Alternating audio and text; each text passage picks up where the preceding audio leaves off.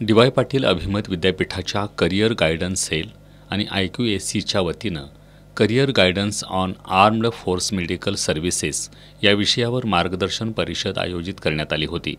Armed force medical सर्व्हिसचे महासंचालक lieutenant general Bhupesh के गोयल यांनी यावेळी वैद्यकीय शिक्षण घेणाऱ्या विद्यार्थ्यांना मार्गदर्शन केलं।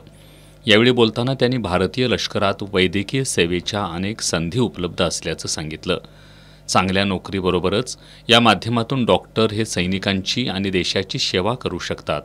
यामध्ये विविध पदांवर काम करण्याची संधी असते।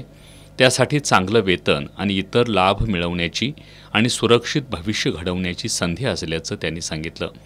या संधीमध्ये सहभागी होण्यासाठी वैद्यकीय शिक्षण पूर्ण असणं, भारतीय नागरिक असणं आणि शारीरिक तसंच वैद्यकीय पात्रता निकष पूर्ण करणं आवश्यक असल्याची माहिती लेफ्टनंट जनरल भूपेश के गोयल यांनी दिली।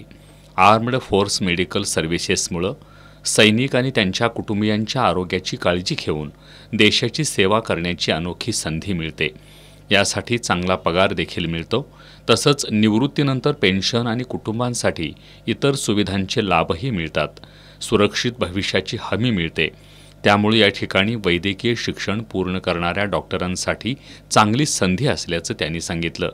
यावेळी डी.वाय. पाटील विद्यापीठाचे कुलगुरू doctor Rakesh Kumar Sharma, IQAC director doctor Shimpa Sharma, medical कॉलेजच्या अधिष्ठाता डॉक्टर R.B. नेरली, उपअधिष्ठाता डॉक्टर राजेश ख्यालाप्पा, वैद्यकीय अधीक्षक डॉक्टर वैशाली गायकवाड यांच्यासह विविध महाविद्यालयांचे प्राचार्य, विभाग प्रमुख आणि विद्यार्थी मोठ्या संख्येने उपस्थित होते।